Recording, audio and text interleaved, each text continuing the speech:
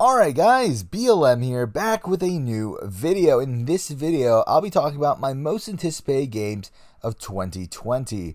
Now, 2020 is going to be a big year for gaming. I mean, there's so many major releases this year. Not even just in terms of games, but also in terms of hardware. So in this video, I'll just be talking about all the things I'm personally excited for. Now, again, obviously, I won't be talking about every little thing. I mean, there's just way too much.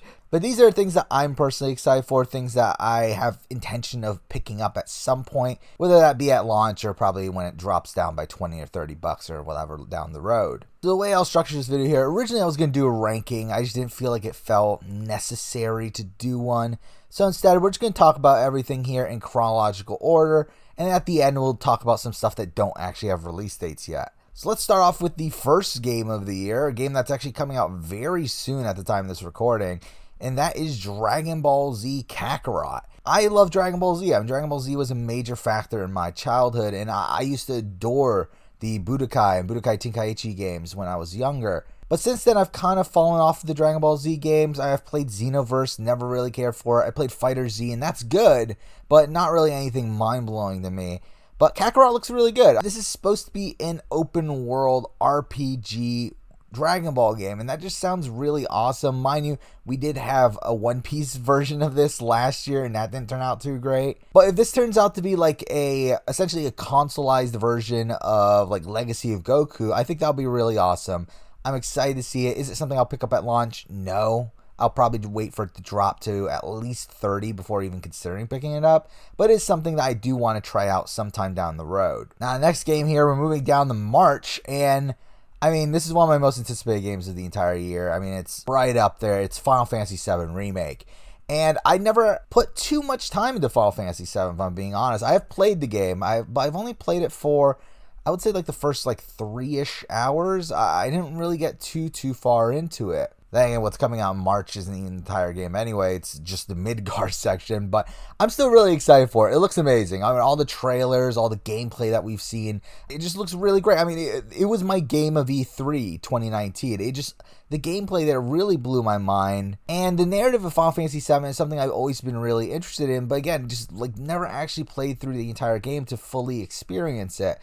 I feel like Final Fantasy 7 Remake will obviously be the best way to do that now, even though we'll have to wait for the entire game to be released. But the fact that it's going to be on 2 discs on PS4 is ridiculous. Again, this is only like a small portion of the full game. So I am really excited for it. I'm not entirely sure if I'll pick it up at launch or not. I haven't fully decided on that yet, but I am going to definitely be playing it very soon after its release. The next game for March comes at the very end of March, and that is Persona 5 Royal. And I adored Persona 5. Persona 5 is one of my all-time favorite games. I will eventually be doing a video talking about my favorite games of all time, and Persona 5 will definitely be on that list. And Royal is just essentially a upgraded version of it. I mean, it has an extra semester. There's a new Phantom Thief character. It's really just something that I feel like I'll need to pick up at some point. Again, do I feel obligated to pick it up at launch? No. I mean, again, I already have Persona 5. I already put over 100 hours into my first playthrough of Persona 5. I'm fine right now. I don't need Persona Royal right away, but it is definitely something I want to play at some point. So that's something I'm pretty excited about as well. Next up, at the beginning of April, we have the Resident Evil 3 Remake, and that looks fantastic. I mean, I haven't played the Resident Evil 2 remake yet. I do own it. I just haven't gotten around to playing it yet. I have way too many games to play. But Resident Evil 3 is kind of like the long forgotten game in the series. It's the one that's been the longest since it's had a re-release. So I am excited that that's getting a remake as well. I actually own every Resident Evil game for the PS4 except for Resident Evil 3. So obviously that'll allow me to play Resident Evil 3. I might even do a Resident Evil video in the future after having played all the games. I think it'll be really interesting. I'm excited for Resident Evil 3. Again, will I pick it up at launch? No. I'll probably wait for, to be honest, I'll probably wait for Black Friday for that one. I mean, it'll probably drop to the $15, $20 range like Resident Evil 2 did, but it is something I'm very interested in playing sometime down the road. Next up, also in April, we got Cyberpunk 2077. And I mean, from what we've seen, the game looks incredible. I mean, it's a CD Projekt Red game. The Witcher 3 is another one of my all-time favorite games. And I'm really excited for Cyberpunk. The problem I have with it is, again, I'm not a big fan of the first-person perspective in games. I've talked about this in the past. Like, while obviously it adds to, like, the immersion of a game, I'm just not a big fan of it from a gameplay standpoint, as it really restricts your view on the surroundings, and really it's just disorienting for me. But I think Cyberpunk's one of those games that's going to surpass that. I mean, again, like there are first-person games I enjoy. I'm not saying that all first-person games I don't like. Again, I like the Metro series. I like Bioshock. I like the Resident Evil 7. I mean, obviously it's going to be an action RPG. That's something I'm really into as well. The question for me, though, is do I pick it up at launch? And I'm leaning towards no, if I'm being honest. I do think I might wait for it to drop to around 40 or so. It's not really something that I feel that I need right away, but it does look really awesome, and it is something I definitely want to give a shot pretty soon after its release. Now moving on to May, and we have Marvel's Avengers, and I really don't know how to feel about this one. I am excited to it for a degree. I do think it could do something fun narratively. Obviously, it has a fantastic cast of voice actors. I mean, it's the who's who of voice acting in gaming right now. I mean, it's Nolan North, Troy Baker, Laura Bailey, Travis Willingham, and then Jeff Schrine's there. Which is so weird because, like, whenever I hear Captain America, I keep on thinking of Javi from Walking Dead New Frontier because obviously it's the same voice actor. Really, that's kind of my problem with all of these voice actors because, like, I mean, it is cool that it's the who's who of voice acting, but at the same time, it is kind of distracting because every single time you hear Tony Stark, you're thinking, oh yeah, that's Nathan Drake. It is distracting, but I'm still excited for it to a degree. Like, gameplay-wise, it just looks fine, though. That's my biggest issue, is that I just feel like gameplay-wise, it just looks okay. It doesn't look like anything special. I even think that it really looks janky at points, but I do think it's a game that, again, I will pick up down the road. Definitely not one I'm picking up at launch, but one I'm very interested in. Now, for a game I am 100% picking up at launch, pretty much the only game that I feel like I'm 100% picking up at launch from next year, and that's The Last of Us Part 2. I mean, there's no way I cannot pick that up. I mean, The Last of Us is one of my all-time favorite games again. And it's a game that I've played like a billion times over and over again. I do plan on doing a video on The Last of Us before the release of The Last of Us Part 2. And I'll probably end up doing a review of The Last of Us Part 2 as well, but again, that's for down the road. But I think this is definitely the game that I'm the most hyped about for next year. I mean, we haven't seen much gameplay from it. It does look very solid from what we've seen. I mean, really, it just looks like more of The Last of Us in terms of its combat system and crafting system and all that sort of stuff. Obviously, narratively is the main reason I'm excited for it. Obviously, The Last of Us is one of the best narratives in all of gaming. It takes what could have been a really generic story and completely transcends that. And I have complete faith in Neil Druckmann to craft a narrative that is even stronger than that for The Last of Us Part 2. Even though it's, to be honest, it's a game that I feel like is completely unnecessary. I mean, after playing The Last of Us, I didn't want there to be a sequel. I was completely fine with there never being a continuation of that story ever again, even though, again, it became pretty clear that they were going to. But I am excited for The Last of Us Part 2. Obviously, it seems like it's going to be a story about revenge and everything with Ellie. But, I mean, just to see Joel back with Ellie again, it'll be really fantastic. I'm really excited for this game. Definitely one I'll be picking up right away. So, that's pretty much everything we have solid release dates for. Now, let's jump into stuff that we know is coming in 2020, but we don't know the exact dates yet. So, let's start off with the two Ubisoft games that were actually supposed to be coming out early in the year, but then they ended up delaying them. We got Gods and Monsters. It's like the Breath of the Wild style game. We haven't even seen any gameplay footage of it. What's really strange is that this was supposed to come out in February, which is really that was really quick when it was announced at E3, especially when they showed no gameplay of it. We still haven't seen any gameplay of it. I don't know how excited I really am for this. I do think this is something I would pick up down the road for like a $20 or something, but it's not something I'm super excited about. It is developed by a team that did AC Odyssey. But yeah, I mean, I've been pretty vocal. I'm not a big fan of Ubisoft Quebec. I just don't feel like they're good for Assassin's Creed. But now they're having a project that's not Assassin's Creed. Maybe it'll be actually good for once. And the other game is a game that I'm a bit more excited for, and that is Watch Dogs Legion. And I really adored the first Watch Dogs. I mean, the first Watch Dogs, I think is a severely underrated game. I think it gets a lot of hate for it not being as people were expecting it to be, and for obviously the misleading trailers. But I think when you look at the game as a whole on its own, I think it's a very strong open world game that has a very interesting narrative. I think Aiden Pierce gets really hated on it as a protagonist, and I really disagree with it. But I feel like the turn that they took with Watch Dogs 2 was not good. I will actually probably be doing a video on Watch Dogs 1 2 before this game's released, so stay tuned for that, I guess. But I was not a big fan of Watch Dogs 2. Watch Dogs Legion, it looks better. I mean, to be honest, it doesn't look as good as the first game. It doesn't look like it's going to be a narrative-based experience. It's going to be mostly based around this gimmick of you being able to play as any NPC. But knowing Ubisoft, that essentially means that there's probably like 20 or so archetypes for the NPCs. And every NPC like just plays the exact same as their archetype. I mean, and is probably voice acted by a couple different people. I mean, like, really, there's going to be a lazy way out for Ubisoft. You can already tell that's what they're doing. But it is still something I'm interested in. It's still something that I wouldn't mind giving a shot once it drops down in price a little bit. Obviously, both these games got delayed until the end of 2020. And I believe both of them are confirmed to be cross-gen as well. I know Watch Dogs Legion is, at least. So that's something as well. We'll see how it goes. Next up is a game that I'm probably picking up at launch. I'm not 100% on it, unlike Last of Us 2, but it is something that I really, really want to give a shot, and it looks fantastic, and that is Ghost of Tsushima.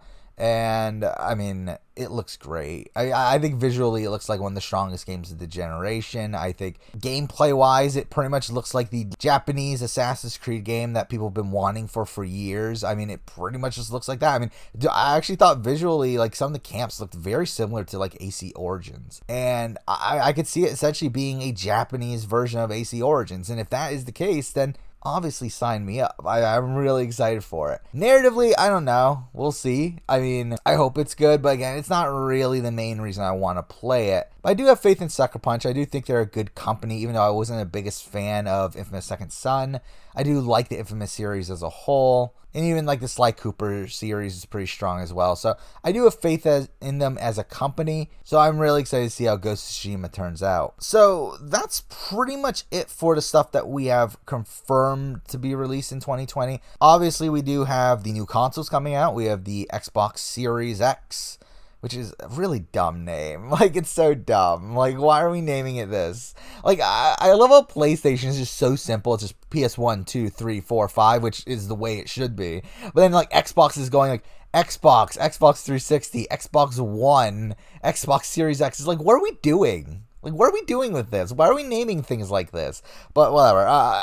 Xbox Series X, I'm more excited for PS5. This generation, I'm all in on the PS4. Last generation, I was both 360 and PS3. But I feel like this generation, there's just no reason to have an Xbox One. I mean, there are no exclusives on the Xbox One that I feel like are worth buying the console for, while I would enjoy playing games like a Gears 5 or like Sunset Overdrive and stuff like that. It's like I never felt incentivized to buy an Xbox One, while the PS4 obviously had so many great exclusives. I mean, we had God of War, Uncharted 4, we had Horizon Zero Dawn. I mean, even like console exclusives like Persona 5. I mean, for me, there was just no reason to buy an Xbox One. And for the next generation, I kind of feel like it looks like it's going to be a similar thing. I mean, I do think Xbox is definitely trying to get some good exclusives out. Obviously, they're having Halo be a launch game. Obviously, Hellblade 2 is in development. They're obviously making this Fable game that for some reason they still haven't even officially announced yet, but everyone knows is happening. So I do think they're definitely trying, but for me, I'm just super excited for a lot of these PlayStation exclusives. I mean, we're assuming we're getting God of War 2, assuming we're getting Horizon 2, which I'm fully expecting Horizon 2 to be a launch game. We'll see. If it is a launch game, 100% I'm picking up PS5 at launch. If it isn't, it's a bit more up in the air. I do think I'll go for it just because it is backwards compatible with PS4 as well. And we'll see if it's backwards compatible with previous generations. I would hope it would be, but I don't think it will be. More than likely, it's just going to be PS4 though, which is fine. But if it went further back, fantastic. But yeah, Horizon 2, I mean, I think Horizon 2 is one of the most anticipated games coming up in the future. I mean, Horizon 1 was one of my favorite games ever made, and I think narratively it set up a lot of intrigue for the future installment, so I'm excited for it. We'll see how that goes. Alright, so got two more games to talk about. This one is confirmed to exist. We just don't know when it's coming out. and that is The Wolf Among Us 2, which I adored The Wolf Among Us. I think narratively it is one of the best narratives Telltale has ever done. And obviously the new Telltale is doing The Wolf Among Us 2. And I'm a bit hesitant because it is the new Telltale filled with not the original Telltale, but I do think there's some intrigue here. I mean, again, just a continuation of the story from anyone I think would be pretty interesting. So I'm excited that got uncanceled. And the last game I'm going to be talking about here is the game that's not confirmed. It's like, I mean, there are obviously a lot of rumors out there, a lot of them that I do believe are true, but there's no confirmation that this is a thing, but we'll talk about it anyway, and that is Assassin's Creed. Kingdom is the code name, but some people are saying Ragnarok. I really hope it's not called Assassin's Creed Ragnarok, but whatever. Assassin's Creed Kingdom, let's just call it that since that's the code name that we at least know. And it's the Viking game. Viking Assassin's Creed game. Fantastic. I think one of the best settings they could have gone for, especially since Ghost of Tsushima was already in development. I mean, I think them going for the Japan-China sort of setting would have been a mistake at this point. I think Vikings is the correct setting. I think this could be a very good game. I mean, if it's developed by Montreal 3, which is what the rumor is, that Ashraf Ismail is the game director, well, creative director now on the game, I have a lot of hope for it. I mean, Ashraf is fantastic. Obviously, Black Flag and Assassin's Creed Origins, two of my favorite Assassin's Creed games ever. I mean, two of my favorite non-Ezio Assassin's Creed games. So I have a lot of faith in that team to create a good game. Will it be a good Assassin's Creed game? Probably not. I mean, if I'm being honest, I think for me, the Assassin's Creed series is dead. I really don't care about the series as a whole anymore. But I still do like, obviously, the idea of open world historical settings, and I think Vikings is a fantastic spot to go to. And I do think they could have a decent like assassin narrative there if they really wanted to. We'll see how it goes though. I hope they take out dialogue options and multiple characters and all that stuff. From the rumors, it seems like they're not going to, which sucks, but it is what it is. I mean, it would be fantastic if Darby is writing it. Darby McDevitt, the person who wrote Assassin's Creed Revelations and Assassin's Creed 4. I would love it if he's working on it. We'll see. I mean, again, there's a lot up in the air with this since nothing is really confirmed at this point. But it is something I am excited for. If it comes out, I'll probably pick it up at launch if it's a PS5 title. And like Horizon's also like a launch title and everything. I think it'll guarantee that I pick up a PS5. Even though more than likely it'll be cross-gen. I mean, because it's Ubisoft. I mean, come on. Obviously, they're going to try to maximize the amount of money that they make. But I'm excited for it. And just really hope it doesn't be like Odyssey. Then again, it's Montreal 3. It's Ashraf Ismail. I mean, like, it can't be as bad as Odyssey. I mean, come on. So there we go. Those are my most anticipated games of 2020. As I mentioned, I do already have some videos planned for some of these games, like The Last of Us 2.